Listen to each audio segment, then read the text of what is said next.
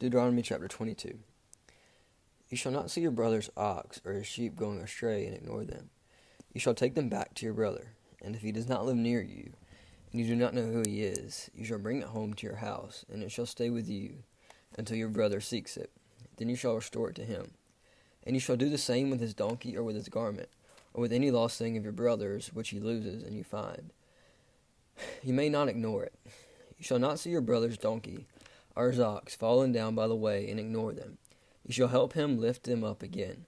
A woman shall not wear a man's garment, nor shall a man put on a woman's cloak, for whoever does these things is an abomination to the Lord your God. If you come across a bird's nest, in any tree or on the ground, with young ones or eggs, and the mother sitting on the young or on the eggs, you shall not take the mother with the young. You shall let the mother go, but the young you may take for yourself, that it may go well with you, and that you may live long. When you build a new house, you shall make a parapet for your roof, that you may not bring the guilt of blood upon your house, if anyone should fall from it. You shall not sow your vineyard with two kinds of seed, lest the whole yield be forfeited. The crop that you have sown and the yield of the vineyard, you shall not plow with an ox or with a donkey together. You shall not wear cloth of wool and linen mixed together. You shall make yourself tassels on the four corners of the garment with which you cover up yourself. If any man takes a wife and goes into her, and then hates her, and accuses her of misconduct, and brings a bad name upon her, saying, I took this woman, and when I came near her, I did not find in her evidence of virginity. Then the father of the young woman and her mother shall take and bring out the evidence of her virginity to the elders of the city in the gate. And the father of the young woman shall say to the elders, I gave my daughter to this man to marry, and he hates her. And behold, he has accused her of misconduct, saying, I did not find in your daughter evidence of virginity. And yet this is the evidence of my daughter's virginity. And they shall spread the cloak before the elders of the city.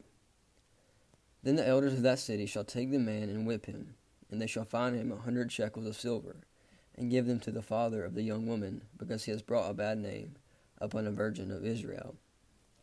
And she shall be his wife. He may not divorce her all her days. But if the thing is true, the evidence of virginity was not found in the young woman, then they shall bring out the young woman to the door of her father's house, and the men of her city shall stone her to death with stones, because she has done an outrageous thing in Israel, by whoring in her father's house. So you shall purge the evil from your midst.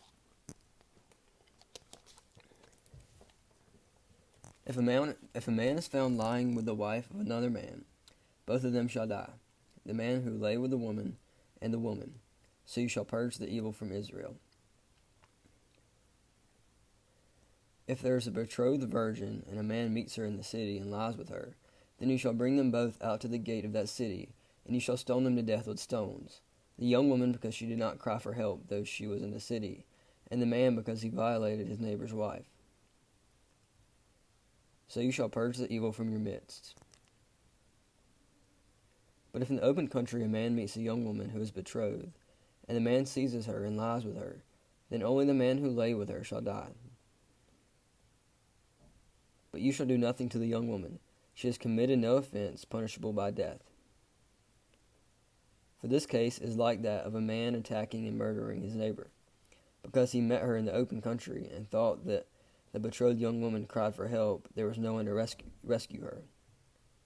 If a man meets a virgin who is not betrothed, and seizes her and lies with her, and they are found, then the man who lay with her shall give to the father of the young woman 50 shekels of silver, and she shall be his wife, because he has violated her.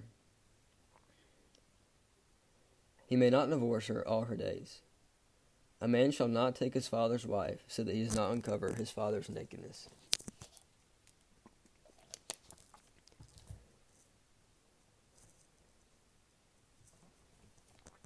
Chapter 23.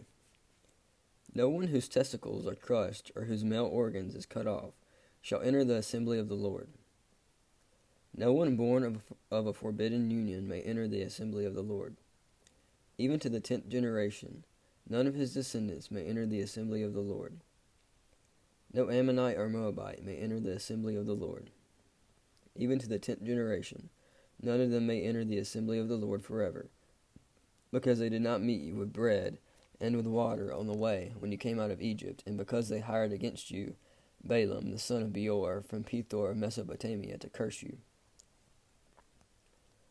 The Lord your God would not listen to Balaam. Instead, the Lord your God turned the curse into a blessing for you, because the Lord your God loved you.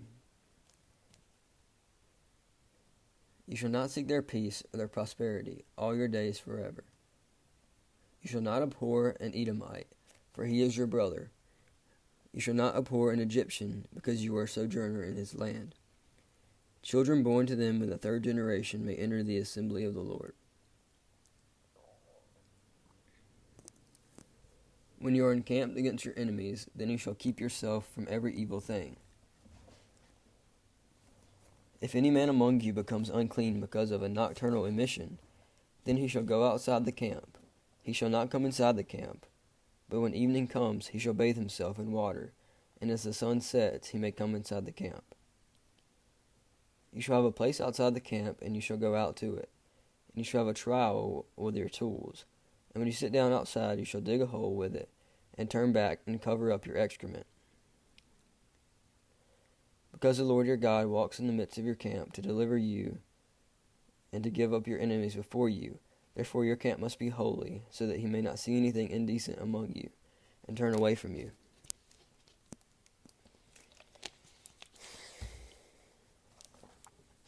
You shall not give up to his master a slave who has escaped from his master to you.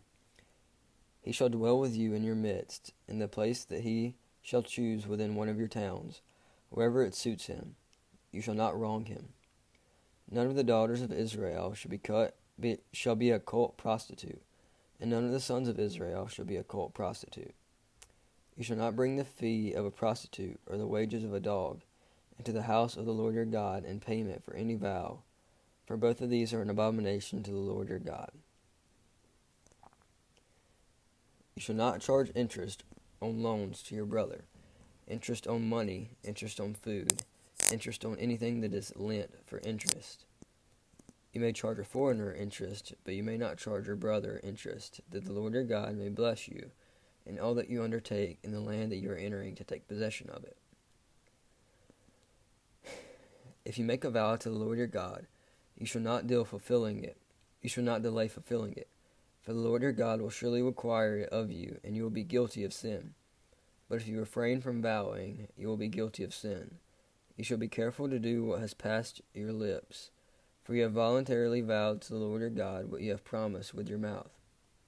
If you go into your neighbor's vineyard, you may eat your fill of grapes, as many as you wish, but you shall not put any in your bag. If you go into your neighbor's standing grain, you may pluck the ears with your hand, but you shall not put a sickle to your neighbor's standing grain. Chapter 24. When a man takes a wife and marries her, if then she finds no favor in his eyes, because he has found some indecency in her, and he writes her a certificate of divorce, and puts it in her hand, and sends her out of his house, and she departs out of his house, and if she goes and becomes another man's wife, and the latter man hates her, and writes her a certificate of divorce, and puts it in her hand, and sends her out of his house, or if the latter man dies, who took her to be his wife, then her former husband, who has sent her away, may not take her again to be his wife, after she has been defiled, for that is an abomination before the Lord. And you shall not bring sin upon the land that the Lord your God is giving you for an inheritance. When a man is newly married, he shall not go out with the army or be liable for any public duty. He shall be free at home 1 year to be happy with his wife whom he has taken. No one shall take a mill or an upper millstone in pledge, for that would be taking a life in pledge. If a man is found stealing one of his brothers of the people of Israel, and he treats him as a slave or sells him, then that thief shall die. So you shall purge the evil from your midst. Take care, in case of a leprous disease, to be very careful to do all according to that the Levitical priest shall direct you. As I commanded them, so you shall be careful to do. Remember what the Lord your God did to Miriam on the way as you came out of Egypt. When you make your neighbor a loan of any sort, you shall not go into his house to collect his pledge. You shall stand outside, and the man to whom you make the loan shall bring the pledge out to you. And if he is a poor man, you shall not sleep in his pledge. You shall restore to him the pledge as the sun sets, that he may sleep in his cloak and bless you, and that should be righteousness for you before the Lord your God. You shall not oppress a hired worker who is poor and needy, whether he is one of your brothers or one of the sojourners who are in the land within your towns. You shall give him his wages on the same day before the sun sets, for he is poor and counts on it, lest he cry against you to the Lord, and you be guilty of sin. Fathers shall not be put to death because of their children, nor shall children be put to death because of their fathers. Each one shall be put to death for his own sin.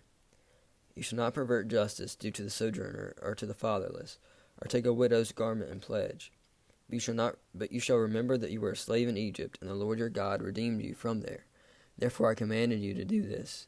When you reap your harvest in your field, and forget a sheaf in the field, you shall not go back to get it.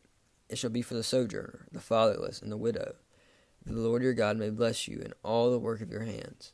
When you beat your olive trees, you shall not go over them again. It shall be for the sojourner, the fatherless, and the widow. When you gather the grapes of your vineyard, you shall not strip it afterwards. It shall be for the sojourner, the fatherless, and the widow. You shall remember that you were a slave in the land of Egypt. Therefore I command you to do this.